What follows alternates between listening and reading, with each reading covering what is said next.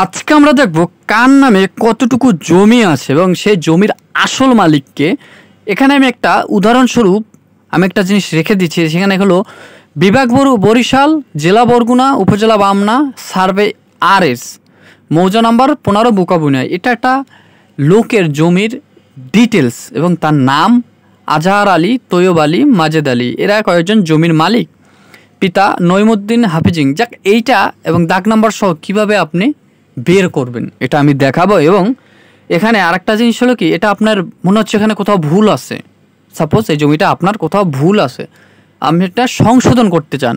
কারণ এটা ভুলটা এইটা আপনি জানেন আপনার জমির, যে এখানে মনে করেন এখানে তৈয়ব আলী আপনার বাবার নাম, কিন্তু এখানে তৈয়ব বনাই বা আলীর জায়গায় অন্য কিছু নাই, বা তৈয়বের জায়গায় তৈয়ব লেখে না আলী লেখছে, এরকম কিছু।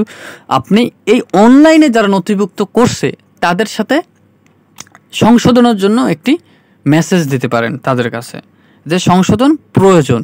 এবং এটা কিভাবে বের করছেন এটা আমরা এখন দেখাবো। সোজা আপনার ফোনের, যার কাছে ফোন আছে স্মার্টফোন, আমি আপনাদের দেখানোর সুবিধার্থে কম্পিউটার দেখাচ্ছি। স্মার্টফোন যাদের হাতে আছে তারা পারবে। স্মার্টফোনে ক্রোম ব্রাউজারে গিয়ে সার্চ বারে লিখবেন ই-পর্চা। কি লিখবেন? ই-পর্চা, PORCHA, ই-পর্চা লিখে ইন্টার দেবেন। এরপরে প্রথম যে ইন্টারফেসটা আসবে এরপর ক্লিক করবেন। আর যারা এখনও চ্যানেলটি সাবস্ক্রাইব করেননি করে দিন, এরকম জমির ভিডিও পেতে এবং ভালো নতুন নতুন ভিডিও পেতে। এরপরে আপনার সামনে দেখুন নজরদারি খতিয়ান নামে একটা লেখা আসে। সার্ভে খতিয়ান না, নজরদারি খতিয়ান। এর উপর ক্লিক করবেন। আপনার হাতে ফোনে যদি থাকে সেটা ডেস্কটপ মোড করে নেবেন, তাহলে আপনার কাজটা সুবিধা হবে। আর চেষ্টা করবেন ভালো ফোন থেকে করার, নর্মাল ফোনে লোড নেবে এটা।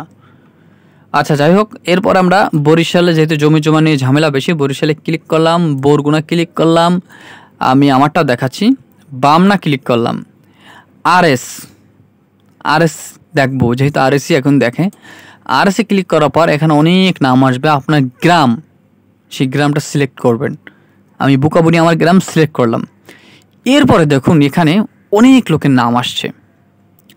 এখানে আপনার পূর্বপুরুষ কারো নাম যদি মনে থাকে, মনে করেন আপনার বাবার বাবা শেষ কার সার্ভে খতিয়ান, মানে কার সর্বশেষ নজরদার খতিয়ানটা হয়েছে, হইতে পারে আপনার জন্ম হয়েছে, আপনার বাবা ওই বাবার পূর্বপুরুষ আমলে জমি পাইছে, সে কোথাও হাত দেয়নি, কিন্তু 1907 সালে একবার জমি নথিভুক্ত হয়েছে ব্রিটিশ আমলে।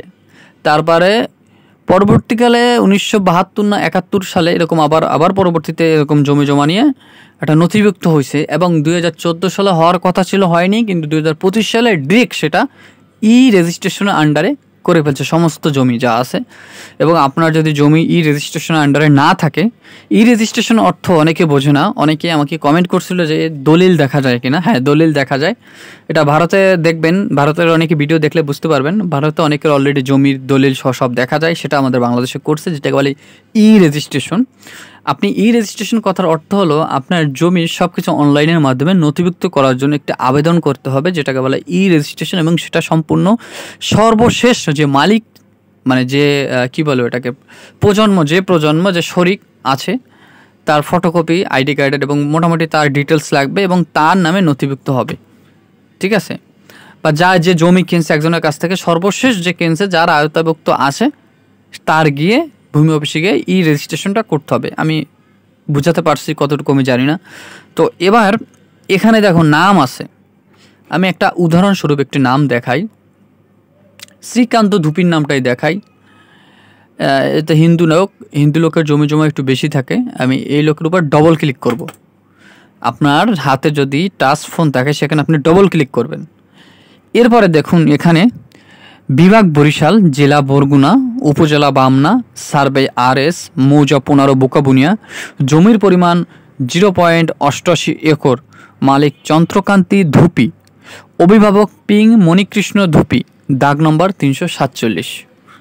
পেয়েছেন? এটা কিন্তু তার জমির একটা সার্ভে খতিয়ান, সার্ভে না, নজরদারি খতিয়ান। মানে এটা নজরদারি খতিয়ান একটি অংশ, যার নাম 10 নম্বর খতিয়ান। এরপরে আপনি যদি জমির বিষয়ে না বোঝেন, আপনার এখানে এত নাক নাগালালে হবে, কিন্তু জানা থাকা প্রয়োজন আপনার যদি জমি জমা থাকে। এবার এটা আপনি চাইলে প্রিন্ট করে রাখতে পারেন আপনার কাছে, অথবা আপনি চাইলে বিস্তারিত দেখতে পারেন, অথবা এখানে আপনার হতে পারে যে এই যে উপজেলা বামনা সার্ভে এসআর, এখানে মালিক হলো চন্দ্রকান্ত ধুপি, সে ধুপির জায়গায় এখানে দিয়ে দিল অন্য একটা নাম বুপি বা কোনো একটা। যারা অনলাইন নথিভুক্ত করছে তাদের হয়তো ভুল তো থাকেই, যেমন জন্ম নিবন্ধনে তো ভরপুর ভুল থাকে, তো এক্ষেত্রে ভুল হয় না, কারণ জমির ক্ষেত্রে তো এখানে ভুল করার প্রশ্ন আসে না। হয়তো বা ভুল তো মানুষই করে, হতে পারে কোনো একটা ভাবে, তো ধুপির জায়গায় ভুপি আসলো, আপনার তো তখন সমস্যা হবে, কারণ এটা অনলাইনে নথিভুক্ত করা। এটা আপনি যখন আইডি কার্ড শো করবেন, ইনি আদৌ বেঁচে আছে কিনা জানি না, কিন্তু ভুপি কিন্তু এদের পদবি। তো এটা যদি ভুল থাকে তাহলে কিন্তু সমস্যা, তাহলে আপনার এটাকে সংশোধন করতে হবে। না, এখানে ভুল লাগছে, যারা অনলাইনে নথিভুক্ত করছে তারা ভুল করছে, ভুল লেখছে, তাহলে আপনি কি করা উচিত, এখানে সংশোধনের প্রয়োজন করুন, প্রয়োজনে সংশোধনের উপর ক্লিক করুন, ক্লিক করে আপনি এটা সংশোধন করতে পারবেন। আপনি চাইলে এটা প্রিন্ট করতে পারেন, এখানে প্রিন্ট মেশিন আমার কাছে নাই, যে কারণে প্রিন্ট আসবে না, কিন্তু এখানে তার নাম এবং বাবা মার এবং শতাংশ কত শতাংশ জমি, দাগ নাম্বার এবং জমির মোট একর কতটুক সেটা শো করবে। তো এটা আমরা দেখতে চাই না, এটা কোনো প্রয়োজন নেই। আমরা একটু সংশোধন না বিস্তারিত দেখুন ক্লিক করবো, মানে আমরা একটু এইটা ঠিকমতো বিস্তারিত দেখতে চাই, আসলে এর ভিতরে সমস্যাটা কী বা কোথায় কার কতটুকু জমি আছে এটা বিস্তারিত দেখি। বিস্তারিত যখন ক্লিক করলাম তখন আমার সামনে এরকম একটা ইন্টারফেস আসছে। হ্যাঁ, ওই সেমই আসছে, এখানে এক্সট্রা কোনো কিছু আসে নাই, যেটা খুবই দেখার মতো কিছু নাই। সংশোধনের প্রয়োজন এবার ক্লিক করি। সংশোধনে ক্লিক করলে আপনার সংশোধনে একটু ওয়েট করতে হবে, কারণ এখানে সময় নিচ্ছে। আর সংশোধনে ক্লিক করে আপনি এখান থেকে আপনার এটা সমাধান করতে পারেন ফোন থেকে। এটা অনেক সময় লোড নিবে, অনেক সময় হবে না, কিন্তু তারপর আপনার চেষ্টা করতে হবে, হবে সম্ভব। তো এভাবে আপনি আপনার নাম ঠিকানা দিয়ে জমির মালিকের নাম দেখতে পারেন এবং বের করতে পারবেন ঘরে বসে ফোন থেকে। তো এতটুকু দেখানো ছিল, ভালো লাগলে চ্যানেলটি লাইক দিয়ে চ্যানেলটি সাবস্ক্রাইব করে